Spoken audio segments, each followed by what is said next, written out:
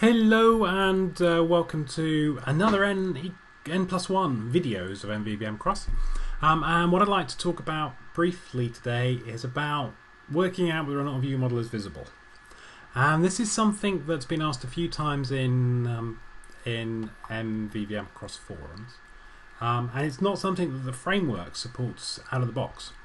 So what I've done is I've set up a very simple app, and you can see, for example, it running in Android. It's just a 2-page app. Somewhere I've got an emulator, and all this app does is it has a front page which you can hit a button on, and a second page where you can enter text. So let's just see this, and hopefully here we should be able to see this app. Good old emulator. When you hit the first button, you get to the second page. So you can see it's just a very simple app. And I've got that written in Android, Store, Touch, Windows Phone. And you can see it's just got a couple of view models like that. So there's not much to this app.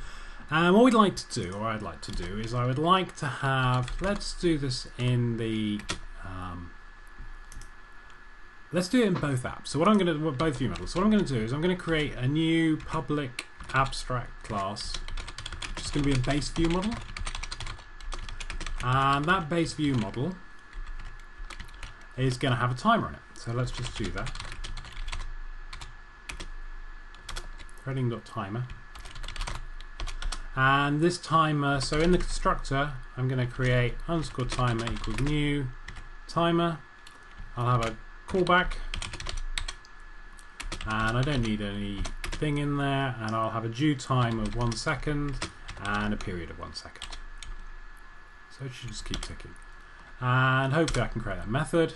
And in here what I'll do is I'll have a p_mvx int counter, and what I'll do is I will just keep doing counter plus plus in the callback. And then what I can do is all of my view models can inherit from that, and each one will then have a counter, which means that, for example, in the Droid UI, I can quickly, in my layouts, just add another text view and bind that into counter.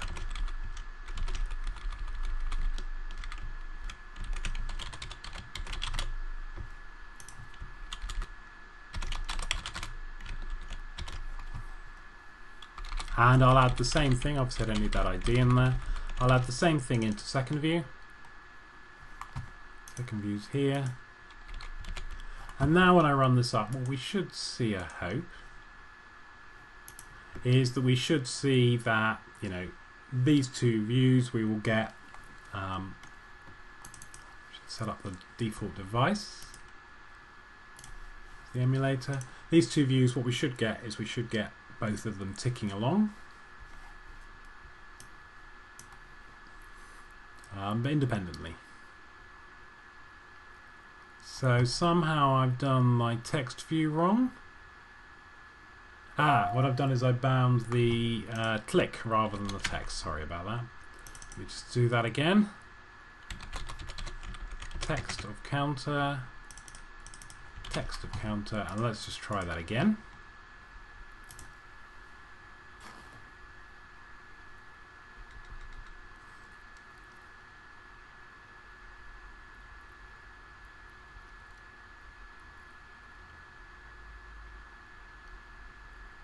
So it's deploying, and you can see, so here we have a tick count going up. If I hit button, then you can see this one goes up independently. If I go back, this one's still been ticking in the background. And obviously if I go forward, I'll get a new one. And if I go back, this one's still ticking away, and it's always ticking away. So what the question often comes up is that people would like to stop that ticking happening. They want to know in the view model what's happening. And as I say, MvvmCross in its own doesn't have that kind of functionality built in. So what I generally have to tell people to do is that what you want to do is you want to extend your core library with something like a live interface, And in this alive interface, you want to add a void is alive, or you can even, if you want, let's call it a method, void is alive, which you pass into is alive. Or actually, let's call this iVisible, because that's really what this talk is about. So let's do that. Let's call this iVisible. And then what you should be able to do here is you should be able to implement that on your base view model.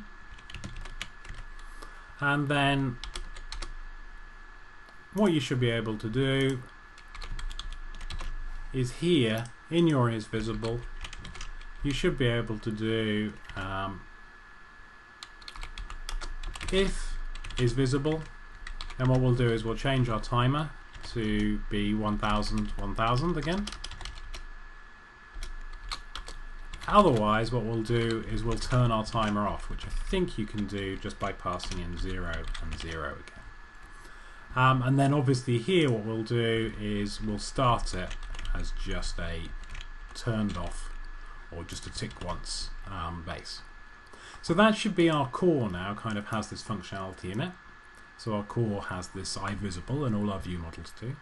But at the moment we don't have any way of telling it. So what you have to do is you have to go to your views, and in this case we're in Android. And what we're going to do is we're going to take our activity and we're going to go, actually what we'd like is a public abstract class base activity colon MvvmCross activity. And what we'd like to do is we would just like to use those methods. And I think in fact in this case we can just override on resume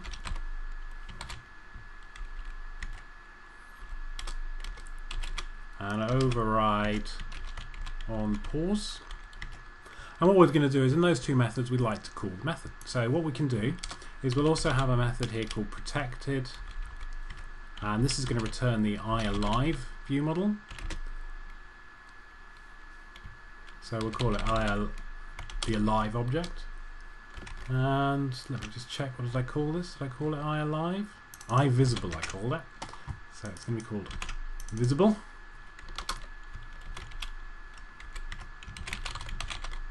We'll call it visible view model. And what we'll do is we'll just get return base.viewModel as, and this is iVisible. And you can see at that stage that we can use it. So let's just do this visible. We know that we will always have one of these guys in this particular case.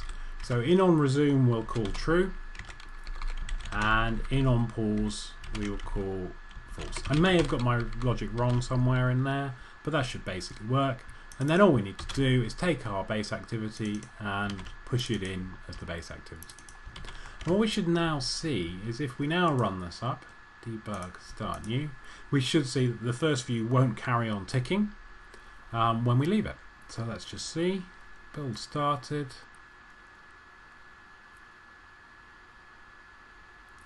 It's going to ask me which device.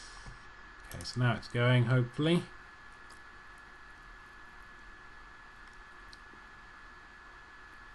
And you can see, so that's going to tick up to 3, and then I'll move away, and this view is then ticking up. And when I go back, hopefully, we've gone for 6 seconds here, so it should really be back on 9 back in the other one. But if we go back, it's still on 4.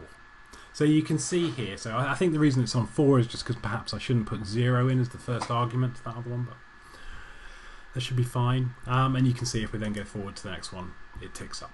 So that kind of gives you that isVisible functionality.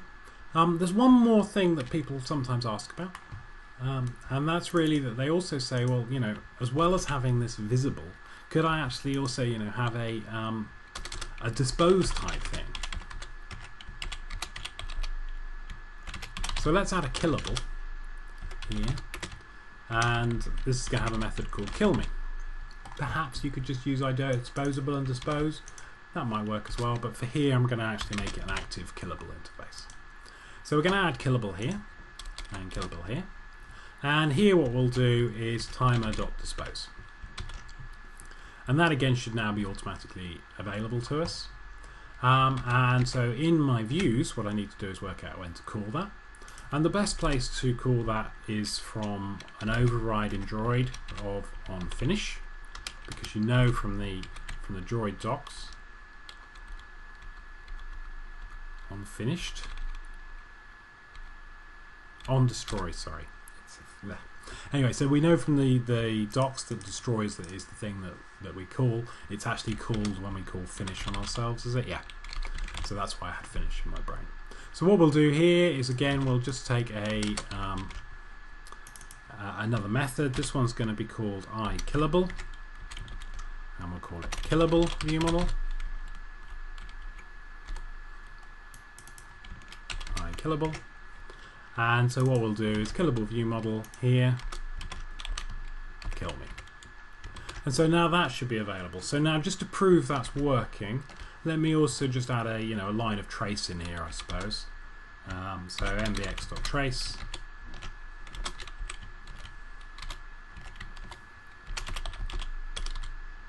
So what I'll do is killed, and I'll put in the name of the view model that's killed.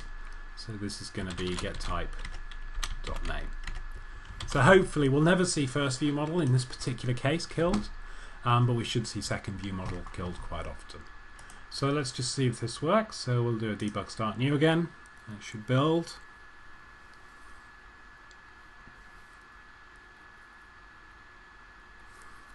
Should deploy to the app, and hopefully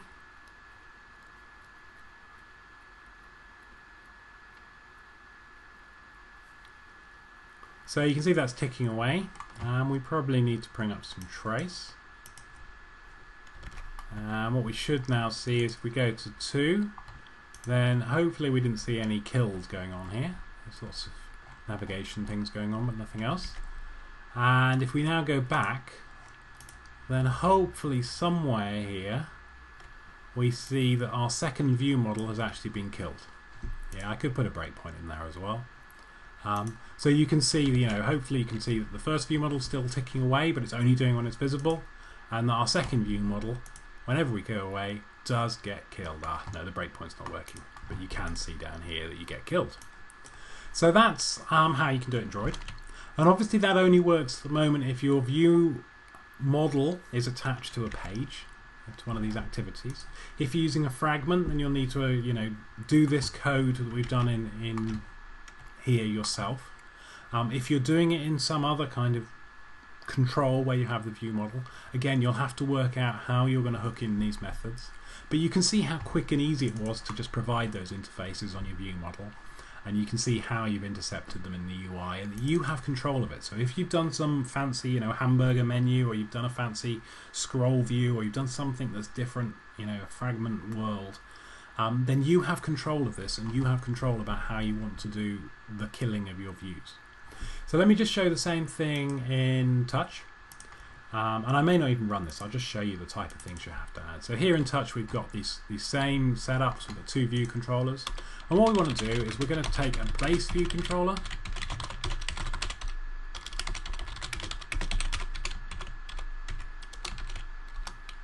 and what we're going to do is we don't need to provide any kind of things. I could make it abstract. Abstract just kind of, it is abstract because it's never going to be created its own type. But it also means that it's hidden from some of the view model discovery mechanisms. And view model discovery mechanisms, so it's just kind of nicer to be abstract. So we'll make a base view controller, and then what we're going to do is we're going to override some of the methods. So what we'd like to override viewDidAppear.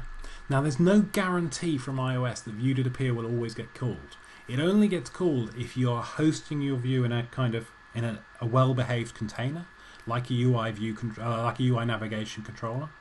If you host it in something you've written yourself, if you host it, for example, in a hamburger menu that you found on GitHub or the web, then don't be surprised if viewDidAppear doesn't get called correctly. It's up to you to make sure that you've got your view container and that your view containers are really well behaved here. And this is part of the reason why we don't really have this functionality baked into MvvmCross. It's because we couldn't really find this reliably called across all different view containers. If you've got tab controls and all sorts of other things, it's not always called. So we're kind of pushing it back onto the developers to make sure that when they add these things, they think about whether or not these are called. So I'm just going to use viewDidAppear and viewDidDisappear, and I'm just going to steal the code from here. So here's this code that I'm stealing. and I can import those types. And so what I should be able to do is in view.didAppear, I'm going to do the same thing with visible. Dot is visible true because it's appeared, and in view.disappear I'm going to call false. And then to work out when these views are killed, what I'm going to do is I'm going to use a method called parent, what's it called, did. So you can use did move to parent view controller and just test whether it's null, but I think there's a remove from parent view controller. I'm going to use that one. And so in this case what I'm going to do, because I know my views are only going to get removed from the parent view controller once in this particular app, I'm going to call kill me. Now again, if you're using something special as your setup, that won't work quite as conveniently. Right, so with that done, let me just see whether I can debug this. So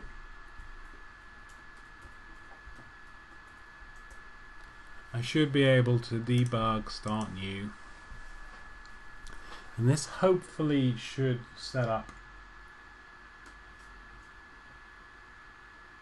my Mac. So let me also just start up type VNC viewer and type in my very secret password, and hopefully I'll get in there. Actually the app's starting. Oh, I haven't added any timers to this, so I haven't actually added the timers to the display. So I'm going to stop this. Hopefully that won't kill it.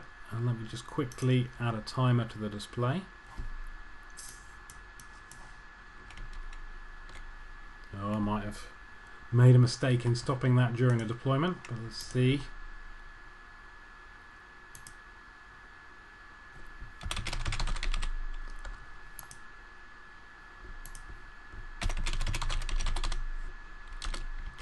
Right, so let me just see what I've done here. Visual Studio is busy. I think I may have to kill Visual Studio. So let me come back to this one. Sorry about this. End its task.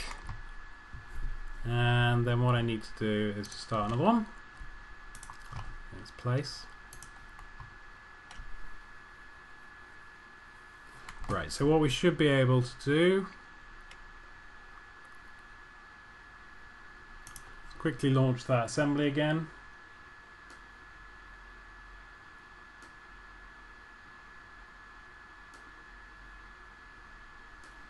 Oh, I've got a reminder from these guys.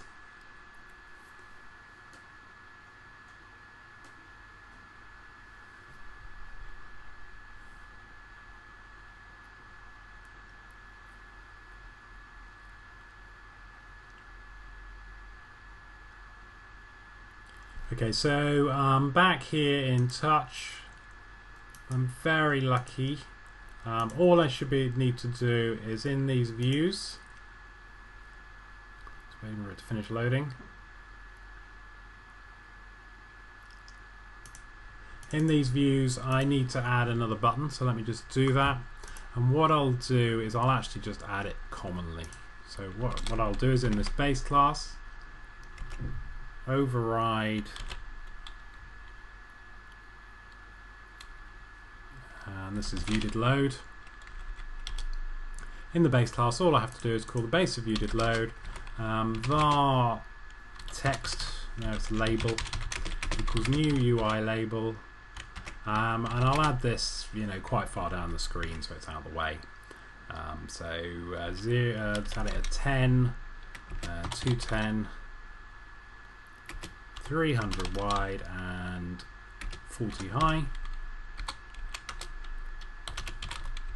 Label.textColor equals UI color.black, just to make sure it shows up. Label.background color equals UI color.white. Add label, and then let's just get the binding in there. So what we'll do is var set equals this dot create binding set, and so this is going to go from a base view controller to a base view model,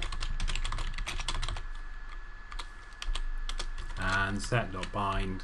So we're going to bind the label and we're going to bind that to the ViewModels counter.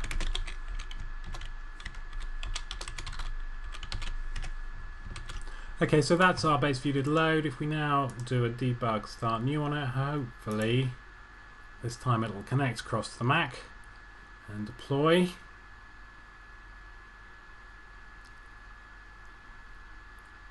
Right, seems to be at least thinking about it. It's building out on the remote server. It claims to be launching the application. Will it come up? Aha! So hopefully you can see in here. I might need to zoom in a bit for you. And hopefully I didn't do anything wrong on that. So let's just see what happens. Right, so here's our counter down here. You can see, hopefully, ticking away. And you can see we've got a go button. So if I go across, now remember it was on 11 before, you can see the second view is ticking away. When I go back, hopefully you can see it's on 12. So it didn't increment while we were out of view. And hopefully if we take a look down here, we have also got our killable, do we? No, so we don't have a killable. So obviously my my override here, removed from parent view controller, hasn't fired yet. Let me just see. So if we go forwards again and back, yeah, so at the moment we're not firing this removed from parent view controller. So as I say, you have to be careful, you have to be aware of where these things are called. Let's just see. Obviously I do have base view controller in both cases. So this is where you have to be a bit careful. So let's try an override of did move to parent view controller. And what we'll do here is we'll do if parent equals null, then we'll do the killable, because this will tell us that actually here is the case where this is the case that we're looking for in this case, that our view has disappeared. So there's no easy way around this. You have to identify where your lifecycle events are. So let's try running that one up. Hopefully this one will run. Let me put that breakpoint back in. Building on the remote server, back across to the Mac.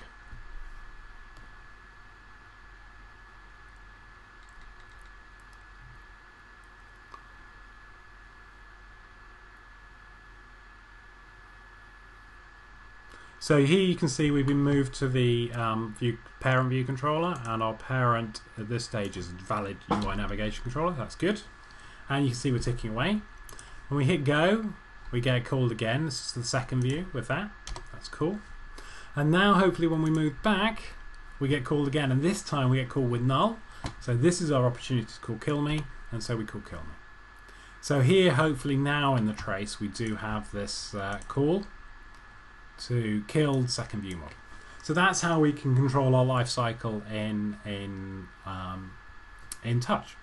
And again, if you are using special views, if you're using hamburger menus, or you're using modals, or using something else, or you're using some other UI collection view, and you need to keep control of these things, it's up to you to write these things, but it's very easy to add the custom interfaces to your view models that allow you to control these life cycles and to do it in a cross-platform way. Okay, so the final platform I'm going to talk about in this little talk is Windows Phone.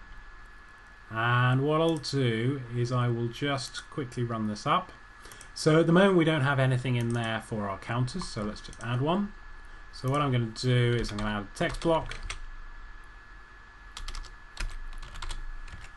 And the text block is going to have text in it of binding to the counter. Make it big. Font size equals 40. That should be big enough for Windows Phone. And I'll do the same thing in the second view. So here we should be able to see it. And hopefully that will work.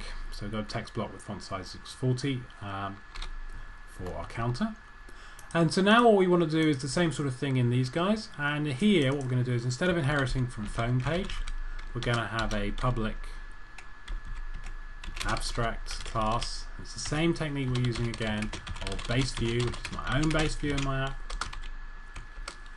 And so what we can then do is we can change all of our views to do that, and we have to change it in the XAML as well. So you can see here we do import it, and we do the same thing in our second This is now becoming a base view. And our second view we have to change in the XAML. Oh, our first view we have to change in the XAML. I haven't done the right file. You can see, you know, it's a relatively straightforward thing to do, especially with resharpen to help us out. So now we've got our base view. We can use exactly the same sort of code. So let's do it as we've used in iOS and in Windows Phone. So let's just quickly take these, you know, casts of our view model, and we don't really have, or do we? We do have the base.viewModel still, so we can use that. And we also then would like to get these, you know, methods for isVisible, etc. So what I'm going to do is I'm going to override navigated to on navigated to and on navigated from. And what we know is in our standard stack application that when we get on navigated to, what we can do is we can call visible ViewModel.isVisible true. And in our standard thing again, in our on navigated from, we know will be invisible. But we also know if the navigation mode, in this case, is back, yeah. So if we're navigating away from us and we're in the back direction, we know we're closing this view model and we will never come back to it. So what we can do in that stage is we can do Killable ViewModel.killMe. So again, what I'll do is I'll put a breakpoint on there, and I'll run this one up, and hopefully what we'll see is the same sort of thing going on in Windows Phone. So let's just see if this works.